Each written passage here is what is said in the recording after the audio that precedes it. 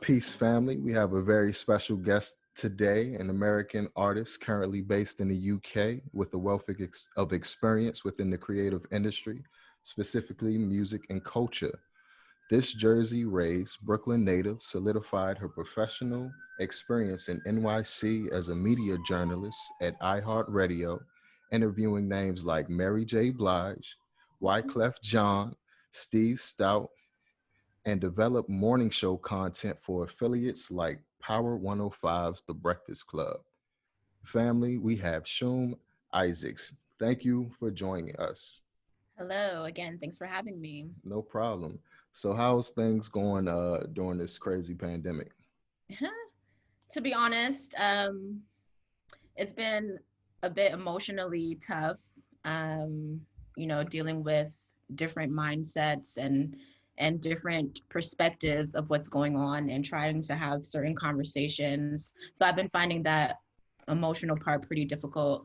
Um, in terms of being on lockdown, though, I've been quite enjoying not feeling the pressure to have to go places or to be social because I'm super introverted. I love staying home. Right. The person that's always like, yeah, maybe like I'll see if I'll come out, but I never really follow through with the plan. So I'm a homebody. So that part is good. Working from home, I've been doing that for the last 3-4 months now.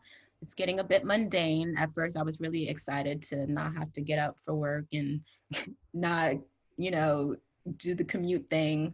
But now I'm starting to feel like, okay, I want to have some office time with my coworkers. Yeah.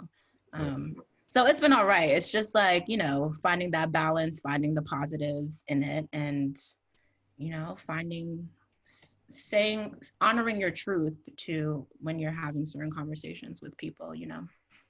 Definitely, definitely. So, it hasn't really like messed with your creativity being locked down. Um, I would say it's afforded me more time to be creative. Nice. Because again, like before the lockdown, I didn't realize how much time evolves around just like our work schedules, like people who have to go to a job every day. Mhm. So much of our time is dictated by that schedule. So the fact that that has been removed, it provides so much more time to be creative. So yeah, I've been working on some music. Hopefully that I'll be able to release soon. And just like taking care of myself more, Yeah. Yeah. exercising, which is also really good for the mind and just being creative in general. So yeah, it's been positive on that note for me. Um, Yeah, I yeah. totally agree, man. Just doing the same mundane wake, wash, and work routine can get a bit tiresome. So, taking time to ourselves is always a good thing. Yeah. And I really enjoy spending time with the family and watching my son grow up. I got a 1 year Yeah. old now, man. It's crazy. Congratulations on that. Thank you, man. He's a ball of fire. What's his name? Philip Jr. Philip Jr. Yeah, Okay. yeah, yeah, That's nice. yeah. So, tell us about how you got started. Like, what made you wanted to go into the radio and music industry? Um, I don't know. Like I've just always been passionate about music, and like I just always knew that I was going to work in music. It wasn't even a question. Um, so when I started my undergrad degree, I did uh, television and radio broadcasting as my major. So that's Nice. kind of like my introduction into that space. I've always liked radio. I grew up in a household where the radio was just always on in the background. And even when I was younger, I used to live in Guyana as well when I was a kid. Mm. There was a kids radio show, JC's Corner, that used to come on every day. And I used to call the radio show every day and sing a song, to the point where like the host of the show, like he knew me and he invited me to host some of the shows with him. So I used to go to the radio station and I was like 7 years old. I didn't know Wow. what I was doing, but when I was older, and then found myself back in those same spaces. I was like, wow, you've always been interested in, using your voice and speaking and stuff like that. So yeah, my first job out of my undergrad, it was at a radio station company, but I wasn't necessarily doing anything radio-esque. I was doing like traffic reporting. So like Okay. monitoring traffic flows and reporting that to the station so that they can use that information to like broadcast their own like traffic report during the morning shows or the evening drive or whatever. Mm. Since I was at the company, like why not see what else you could get involved in? So I was just always keeping my eyes and ears open for positions that were open, and there was like a writing gig that opened up. So I applied for it and I got the job. So that's kind of what put me in that space where I was actually like writing new stories, interviewing artists. It was really small scale at first, but it grew, and it just took off from there. So it sounds like it was destiny. It was pretty much meant to be, right? Yeah, I feel like that. I feel like, when, I don't know, you just stay true to your passions, like you follow your heart, you will always find yourself, your destiny will find you in a sense, Mm. like you'll always be doing what you're supposed to do, essentially. Yeah, I absolutely agree. So, how long have you been writing and doing music for? Again, like another thing that I've been doing from a really young age, like Mm. my mom has cassettes of me like singing my own songs like on the tape recorder. From like 3 years old, I have notebooks of like poems and just like songs that I've written like 12, 13, like about boys and Yeah, just yeah, like young stuff. And I used to perform like for my mom, like when she would come home from work. Like if me and my cousin in the summertime we were home, we would write songs. And when my mom came home or her mom came to pick her up, we would perform for them. So again, it's always been a part of me.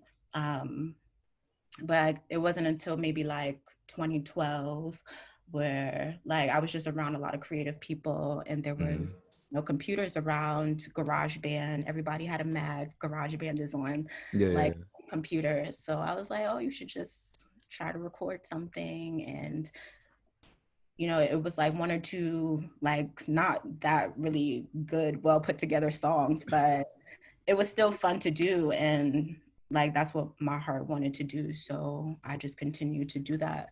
But to be honest, like I feel like when it comes to music, I've kind of been playing that on the back burner. That hasn't been something that I've given like most or as much of attention as I should Mm. it. But that's something that I want to change. Like I want to be more upfront about my ability, to make music, and the fact that I do that. Because a lot of people, especially now, I feel like if you've met me in the last like year or two, you probably don't know that, I've put out a mixtape like Yeah. in 20 whatever year that was, or that, I write and I put stuff on SoundCloud from time to time. So I yeah, I mean, just want to be honest about that. I've been I guess we've been social media friends for like years now, and I remember you sending a few tracks my way, like maybe like 2015, 2014. Yeah, that sounds about right. But yeah, that was like mad long ago. Yeah, man. From what I heard, it was pretty good, and I'm pretty sure that you progressed like a lot since then. So keep it Yeah, going. thank you. I appreciate it. I'll send you some new stuff for you to listen to and give feedback on. Yeah, of course, of course. So, what would you consider your professional title is? Right now, oh Jesus, what is it? Um, in a general sense, like music business professional. So I kind of stepped out of the radio broadcasting space. Um, like my title literally for my job is music operations manager. Okay. So right now, like I'm working for a commercial music licensing platform. It's a startup company, but um, our goal is really ambitious, and we're solving a problem that no other no one else is taking on in the music space right now, and that's the fact that online content creators can't use commercial music in their videos without being penalized. So for instance, if I Mm-hmm. use a Drake song in my video and I upload it to YouTube and I get a lot of views, like all that money basically that I would have made will go right to the rights holder. But what our platform enables people to do is to come on our platform and license those songs that they want to use, the music that they know and love, so that they can keep their monetization, and the record label and the rights holder will get paid from the licensing fee. Mm. So I've kind of pivoted my lane a little bit. I did go back to school in 2017 to do my master's degree. Nice. Congrats. Thank you. That was really stressful. um, but again, something that I would do again in a heartbeat, because it just opened so many doors for me in terms of just like, well, one, the people that I know now that are literally located all over the world and are very involved and submerged, like in the music industry. Mm. That's one. And just like the music business professionals that it put me in front of at the time, and the connections that I was allowed to garner and make with like executives of big companies and people with some pretty prestigious names, to say that I was able to learn something from them. um, that was really good. So yeah, I'm happy with my decision. I know people sometimes they say like, oh, you don't have to go to school to make anything of yourself, or like it's a waste of money. I took out loans to do my degree. Yeah. I don't Yeah. have any I don't have any plans on paying that shit back, but it's an investment, and like I said, I would do it again because like I just can't see it any other way. I definitely wouldn't be living in London right now if I didn't go back to school. Like Yeah. I wouldn't have the job I had right now if I didn't go back to school, because I met my boss at a conference that I was at with my school Yeah. at the time, So um yeah. So I go to school. Like if you Yeah. want to be exposed to maybe an industry that you don't really know about, like I would say the education was really shitty. Like I could have learned all that on my own, but it was more so about the connections and the network and the ability to travel and create very invaluable experiences. So So you got your master's in London? no, I got my master's in Spain. Oh, Um, nice. but it's an American school, Berkeley College of Music. Uh, Mm-hmm. they had a campus. It's a Boston school in Boston. They have a campus um, in Valencia, Spain, for this master's program. So yeah.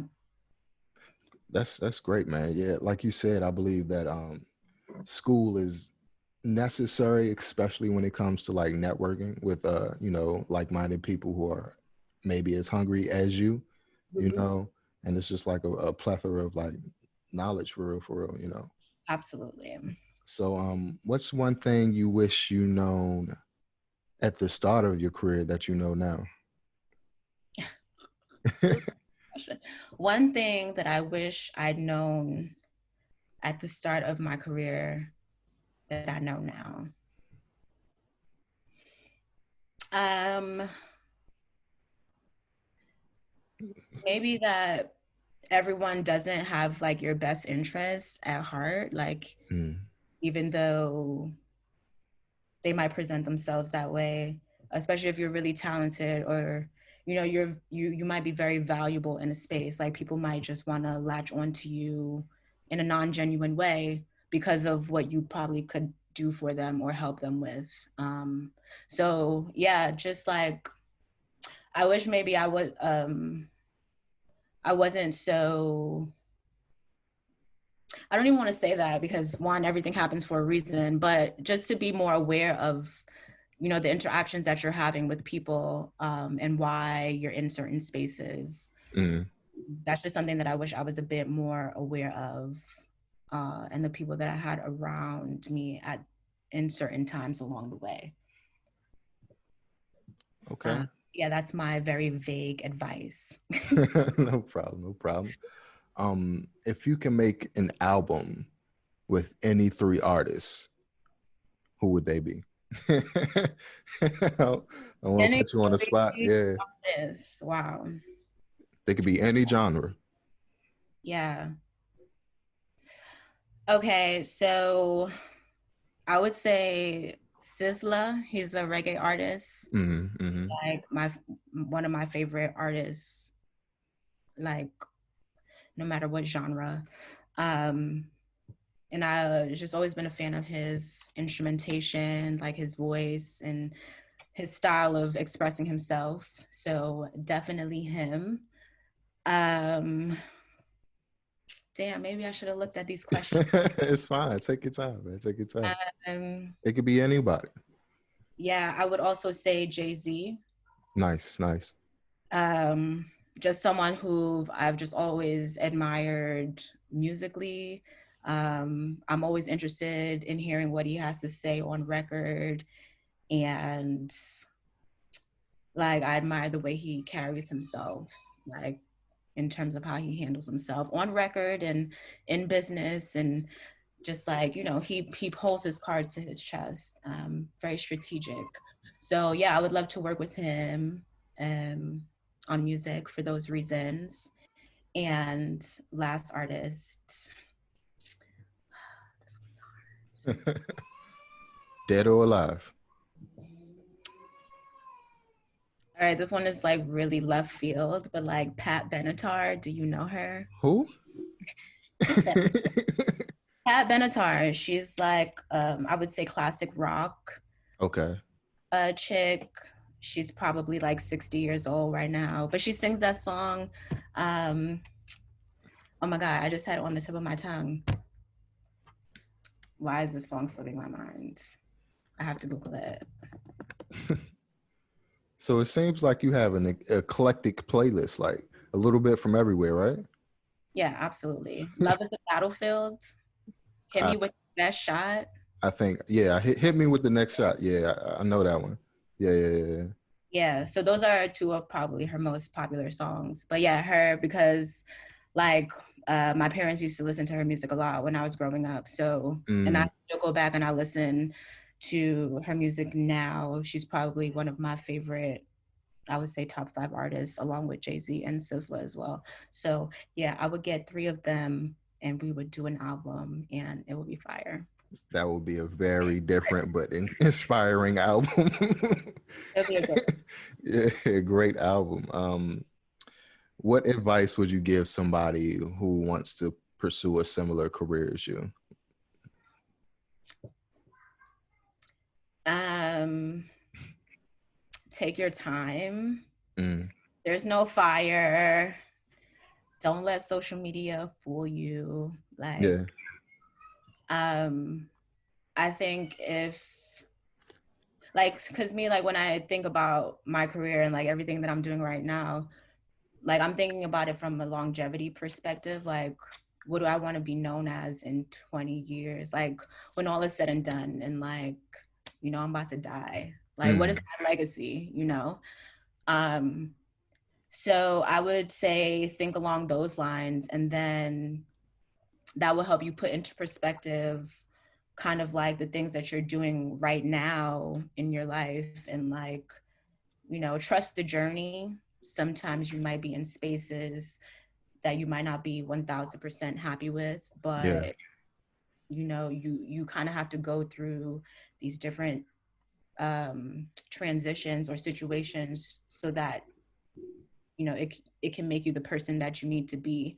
So yeah, I would say those things, and just take your time and follow your heart, follow your passions, and chase your dreams, because where there's a will there's a way. If you need something, ask for it. If you're interested in something, ask for it. Mm, Speak to people, make connections, and be genuine. I think also that's um, a very big one. I feel like people, especially in like these music spaces, um, they come with pretentious like attitudes, like kind of like, you're supposed to help them or you owe them something. Um, but yeah, be genuine, like your friendships and your connections that you have with people. Like, don't be friends with somebody just because like you want them to hook you up with something. You know what I'm saying? Like, Yeah, yeah. one, that relationship is not going to last, and superficiality only gets you so far. So I think if you want good people around you and you want a career that is beneficial to you, it's very important to be true to yourself and to be genuine to other people. I feel that. I feel that. So do you create like do you live your life structured like I'm gonna create a 5-year plan, a 10-year plan, I'm gonna be here at a certain age or No, like that doesn't really work for me. mm, Like I create goals and like, I know what I want essentially out of life. I know how I want to feel. But even like all the things that have happened in my life up to this point, like I didn't necessarily plan all of those things. Like um I follow my heart, and I feel like because I pay attention to what my mind and my body tells me, like it allows me to put myself in certain positions because I'm aware of me and I'm mm, aware of the spaces that I'm in and the spaces that I want to be in. So I think, just being aware of certain things like that. okay, okay. Yeah. So are there any like common myths about your profession that you want to debunk or anything like that? I don't know. Like, what are myths about? um Like, if you, Maybe let's say all artists are not as kind or pretty rude to like people or something. I don't know anything. excuse me. Well, I would say one misconception might be that they think people who have record deals or, sorry, gassy. Take your time. People who have record deals or who might outwardly appear to be successful and have money, like a lot of them are actually really broke. Mm, um, so yeah, don't let the facade fool you. Um, Also, I think a misconception about the industry or maybe how it works would be like if you're an artist and you sign a deal or you get offered in advance and you take that money, um like you have to pay that back. So yeah, it's essentially like a bank loan, right? the loan, Yeah, yeah, so every limo ride or whatever ride or all these meals and bottles that you're popping, like all of that is coming out of your budget that you have to pay back to the label. um so just be mindful of things like that. um So, quick question: if you were an artist, knowing what you just said now, would you rather be independent and do everything yourself, maybe have a small team, or would you like to be involved with the label? Um, well, I think that everyone has the opportunity to basically be their own label at this point. Like we all have Yeah, access to the same avenues. Like the bottleneck has definitely opened. So I think people still though want the label appeal because of the legacy that record labels have, and also because like the record labels have the money, so they can front you right. that $1 million. They can give you a couple 100,000 to do whatever project. And also there are labels, so they can hook you up and put you in the exact places that you need to be, like no questions asked. But that's the Yeah. price that you pay for things like that. But for me, like I would I would stay independent, but there's other like platforms that you can use that have like label services that can provide some of the things that a traditional label would do for you, but you get to keep the rights for your music, Right. or you know but they take like maybe a cut or percentage of your royalty share or something like that.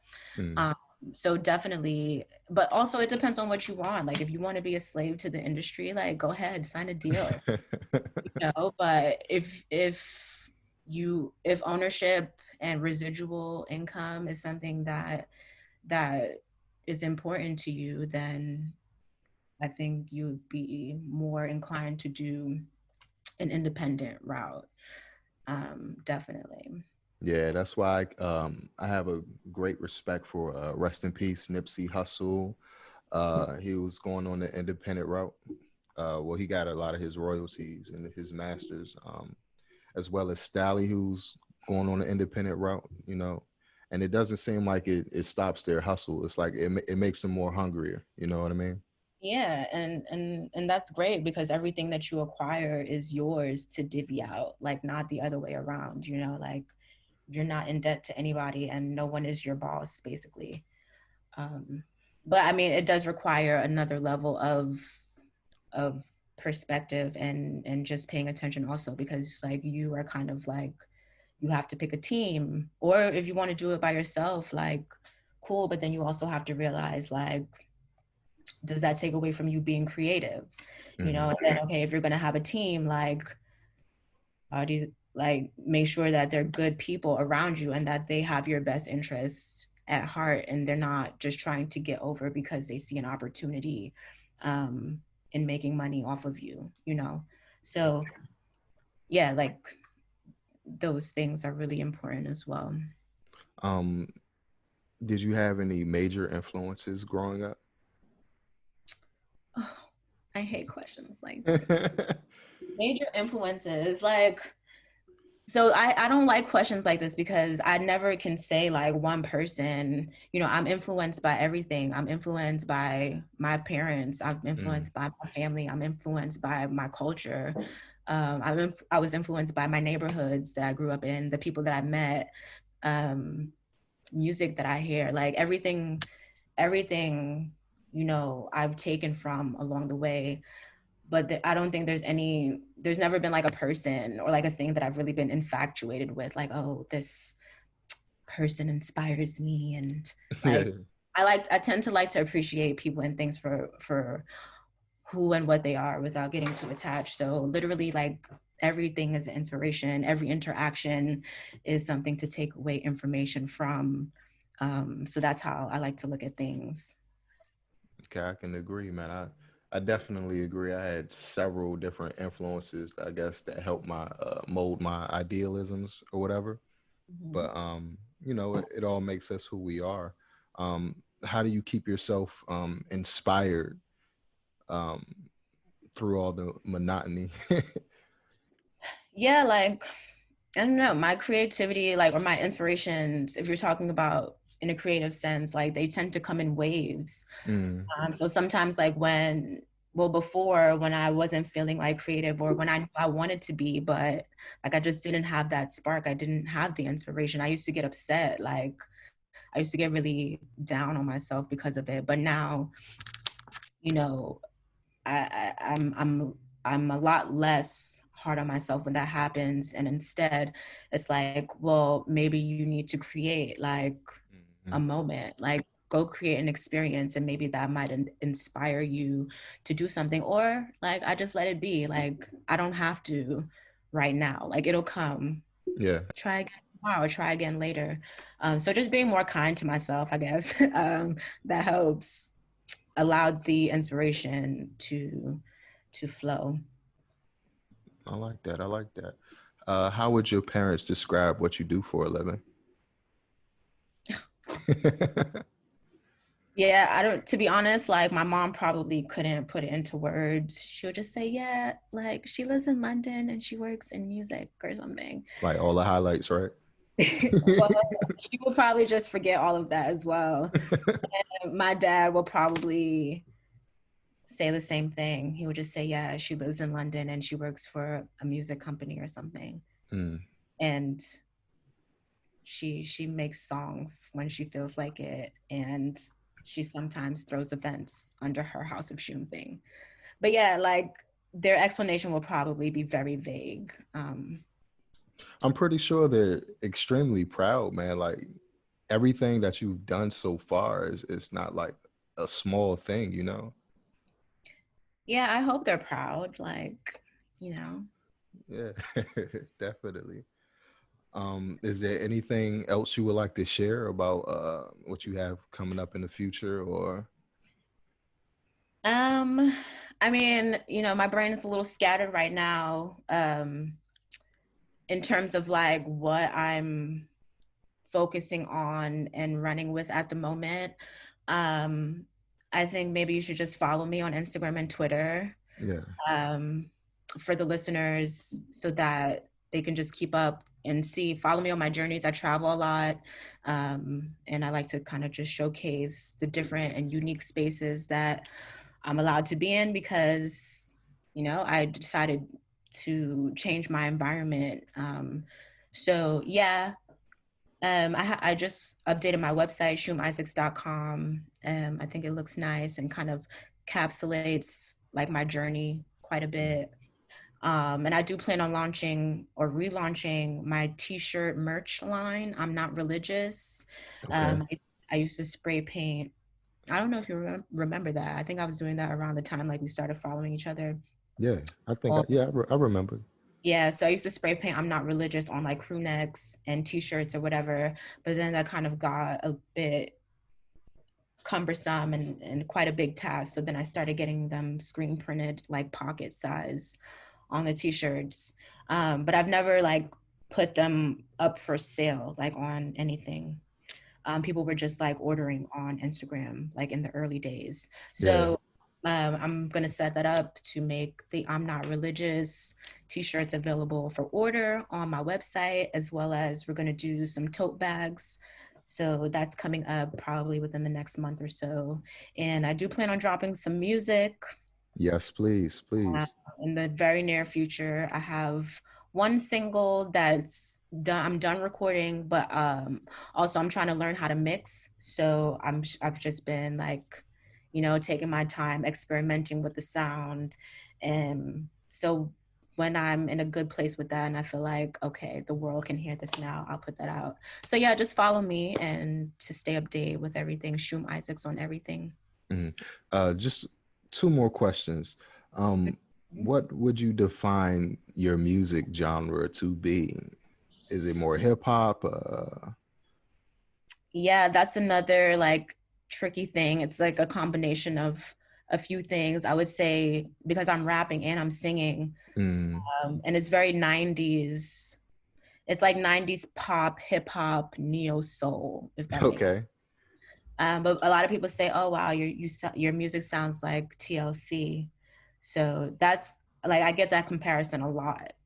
Um, so I would say like it's a combination of those genres that I mentioned. But if you wanted to compare it to a sound, Mm, TLC. TLC. That's good. That's good. And what was the process like moving to a whole different country? I'm pretty sure you said you're from Guyana originally, but what was the process? Was it like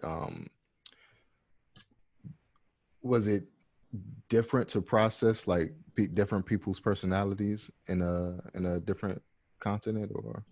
Well, like I've always like traveled, like I've always been in a lot of different cultural spaces Mm, and different races and people of all different that come from all over, like from the time I was really young. So, and I've always liked to experience new culture and new people.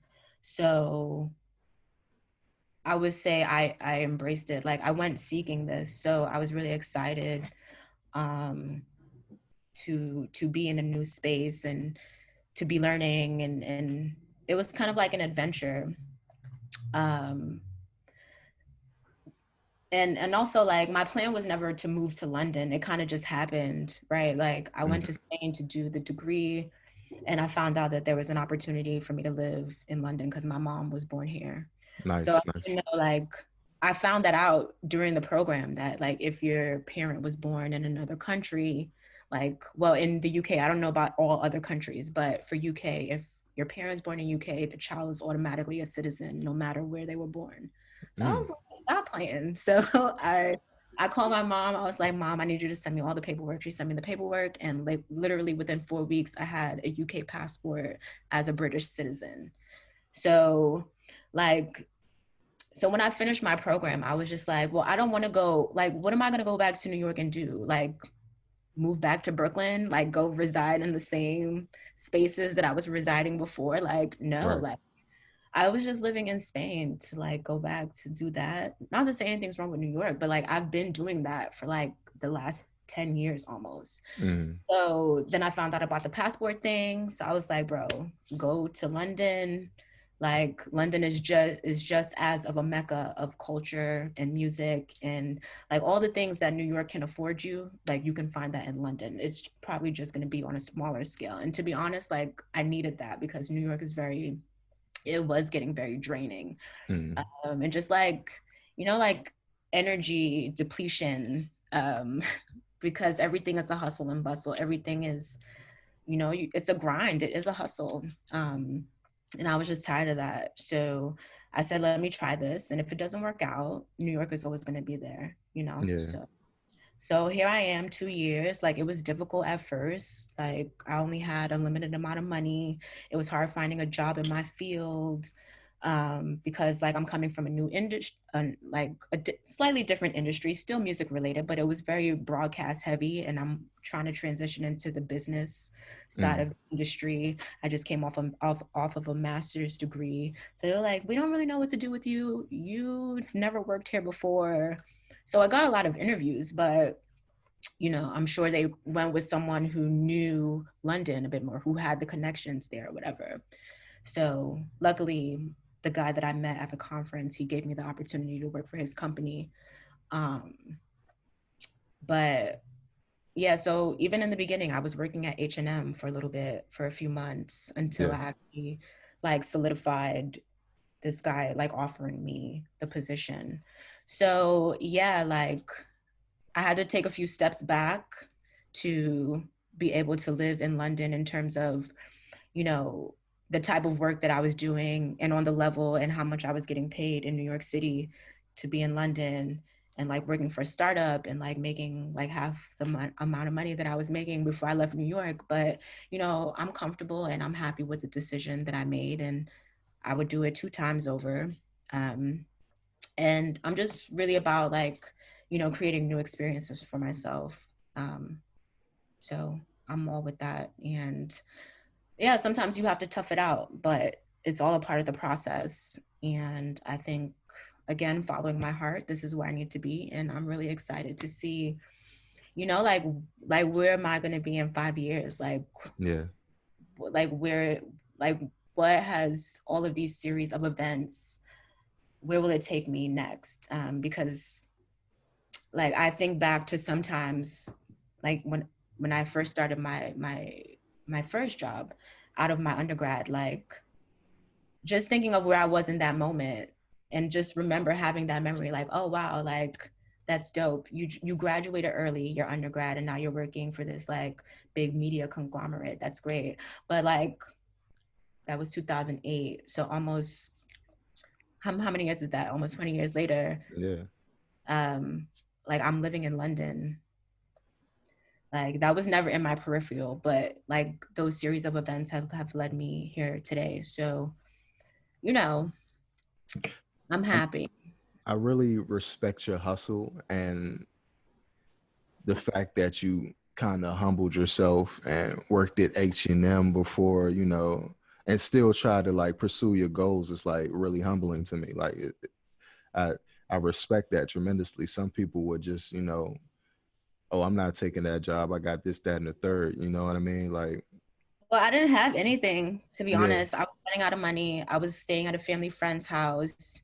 And yeah, well, to be honest, I was kind of on that vibe. I was like, no, I'm holding out for the job, Mm, Like, and my dad was like, no, like, you need to get any job, yeah. like, get a job of like buy yourself some time, like, get some income. And he was Mm, like, and on your days off at night, look for the job that you want.